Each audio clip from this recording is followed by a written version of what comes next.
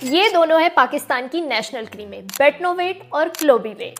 Acne हो गई, Betnovate लगा लो। रंग गोरा करना है, क्लोबीवेट लगा लो। क्या हो गया, घर में लड़का पैदा नहीं हो रहा, बेटनोवेट लगाओ, हो जाएगा। मतलब हद है बेवकूफ़ी की। और ऊपर से हमारा हेल्थ केयर सिस्टम इतना अच्छा है कि जो चीज़ें सिर्फ डॉक्टर की प्रिस्क्रिप्शन पे मिलनी चाहिए वो हर ऐरे गहरे नत्थु खैरे के कहने के ऊपर मिल भी रही है, और हम लोग बेवकूफ़ों की तरह उन्हें यूज़ भी कर रहे हैं। पता भी है कि इन क्रीमों में होता क्या है, प्योर स्टीरॉइड्स होते हैं, स्टीरॉइड्स। और हम डॉक्टर भी ऐसे ही हर किसी को स्टीरॉइड प्रिस्क्राइब करते नहीं फिरते। हमेशा इंडिकेशन देखी जाती है, कितने एरिया पे यूज करना है, कितने दिनों के लिए यूज करना है, किस मिकदार में यूज करना है, एंड मोस्ट इंपॉर्टेंटली कब रोकना है।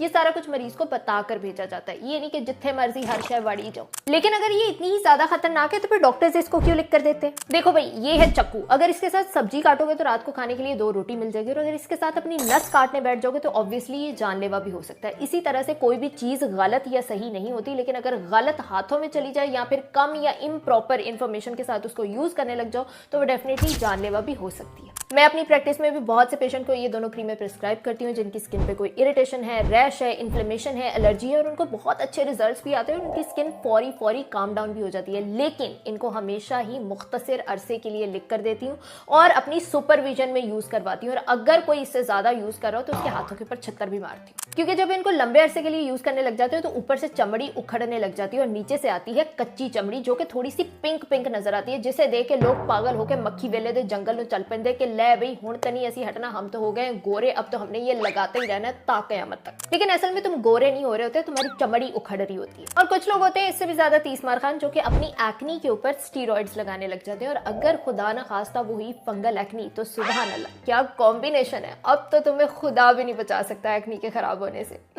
तो इस तरह की बेवकूफाना हरकतों से बाज आ जाओ, वरना चमड़ी जल जानी है, छाइयां पड़ जानी है, मुंह के ऊपर वेन्स तक नजर आने लग जानी है। और अगर मेरे पास आके किसी ने कहा ना कि अब इसको ठीक करके दे मुझे, मैंने अपनी चपली लेके पीछे भागने लग जाना है। और अगर इतना ही शौक है रंग गोरा करने का तो अपनी स्किन केयर रूटीन में नाइसिनामाइड मॉइस्चराइजर, एक अच्छा सन ब्लॉक, हाइलुरोनिक एसिड, बहुत सारी चीजें हैं जो कि तुम ऐड कर सकते हो, जो कि घर बैठे बैठे तुम्हारी स्किन को नीट और ब्राइट बना सकती है, वो भी बिना किसी साइड इफेक्ट के। और अगर एक्नी के लिए ये सारी बकवासियात यूज करे तो उसके लिए मैंने salicylic acid, benzoyl peroxide, clindamycin, multiple चीजें अपनी ही वीडियोस में बताई हुई हैं जिन्हें घर बैठे बैठे तुम यूज कर सकते हो, और मेजॉरिटी लोगों का मसला घर पे बैठे बैठे ही एक्नी का रिजॉल्व हो सकता है। और अगर लड़का पैदा नहीं हो रहा उसके लिए ये सारी बकवासियात यूज कर रहे हो तो उसके लिए मैं तुम्हें यही कह सकती हूँ कि अपनी सोच पर पड़े हुए गोबर को हटाओ, उसके